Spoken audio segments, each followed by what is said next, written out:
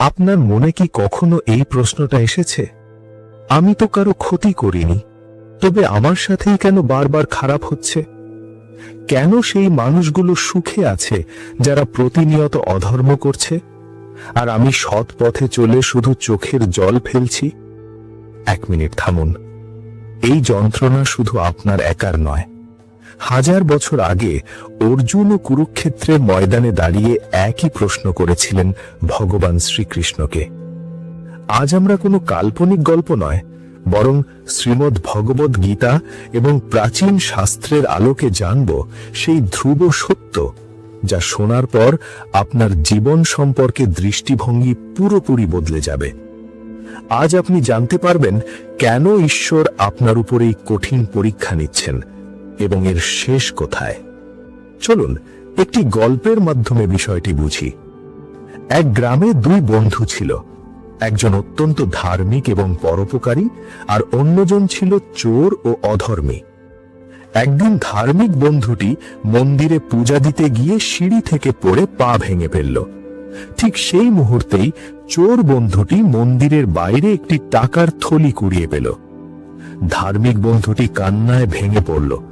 সে ভাবল, হে ঈশ্বর, আমি দিন রাত তোমার সেবা করি, আর তুমি আমাকে কষ্ট দিলে, আর যে চুরি করল তাকে তুমি ধন দিলে।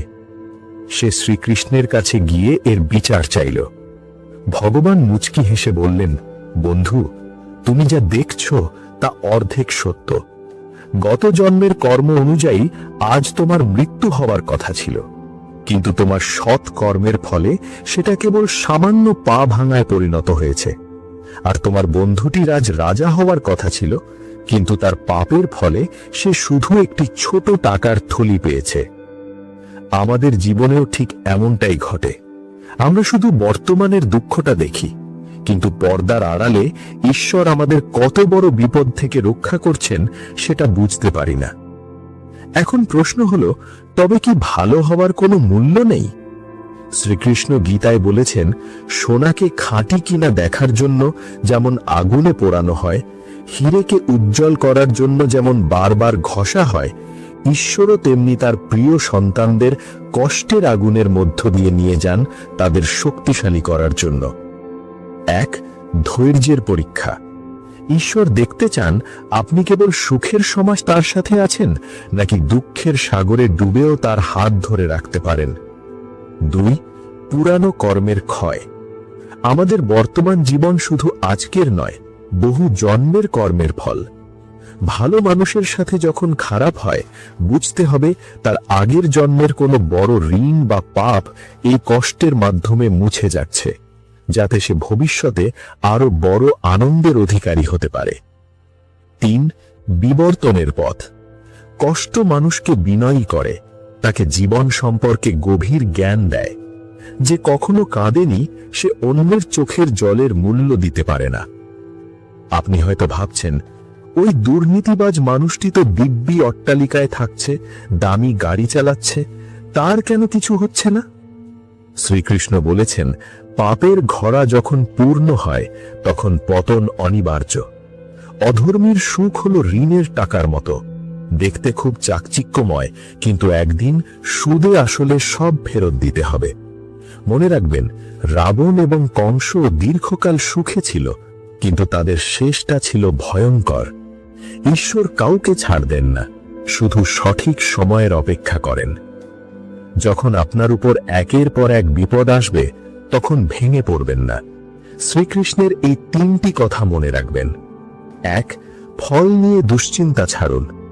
আপনার কাজ শুধু সৎ পথে চলা, বিচারের দায়িত্ব ঈশ্বরের হাতে ছেড়ে দিন। 2. বিশ্বাস রাখুন। মনে রাখবেন, অন্ধকার যত গভীর হয়, সূর্যোদয় তত কাছে আসে। 3. নিজেকে চিনুন। আপনি এই নশ্বর শরীর নন, আপনি এক অমর আত্মা। আপনার সাথে যাই ঘটুক না কেন, আপনার আত্মার কোনো ক্ষতি কেউ করতে পারবে না। বন্ধুরা, ভালো মানুষের সাথে খারাপ হওয়াটা ঈশ্বরের অভিশাপ নয়, বরং এটি একটি ডিভাইন প্রসেস বা ঈশ্বরীয় প্রক্রিয়া। আপনি যদি আজ কষ্টের মধ্যে থাকেন, তবে জানবেন আপনি ঈশ্বরের খুব কাছে আছেন। তিনি আপনাকে দিয়ে বড় কিছু করাতে চান। তাই আজ থেকে অভিযোগ করা বন্ধ করুন। আয়নার তাকিয়ে নিজেকে বলুন, আমি একা নই, আমার সাথে স্বয়ং শ্রীকৃষ্ণ আছেন। আজকের এই ভিডিওটি যদি আপনার মনে সামান্য শান্তি দিয়ে থাকে, তাহলে কমেন্টে জয় শ্রীকৃষ্ণ লিখতে ভুলবেন না। আপনার একটি কমেন্ট হয়তো অন্য কারো মনেও আশার আলো জ্বালাতে পারে। এবং একটি লাইক দিন, আমাদের এই বাণী আরো হাজার হাজার মানুষের কাছে পৌঁছে দিতে সাহায্য করবে, যাদের এখন এই উপদেশের খুব প্রয়োজন। আর যদি আপনি মনে করেন এই ধরনের জীবন দর্শন এবং আত্মার রহস্য আপনার জীবনকে আরো সুন্দর করতে পারে, তাহলে এখন সাবস্ক্রাইব করে আমাদের পরিবারের সদস্য হয়ে যান। পাশে থাকা বেল আইকনটি টিপে অল নোটিফিকেশন অন করে দিন, যাতে পরবর্তী কোনো গুরুত্বপূর্ণ অধ্যায় আপনি মিস না করেন। সুস্থ থাকুন, সচেতন থাকুন এবং নিজের ওপর বিশ্বাস রাখুন। ধন্যবাদ।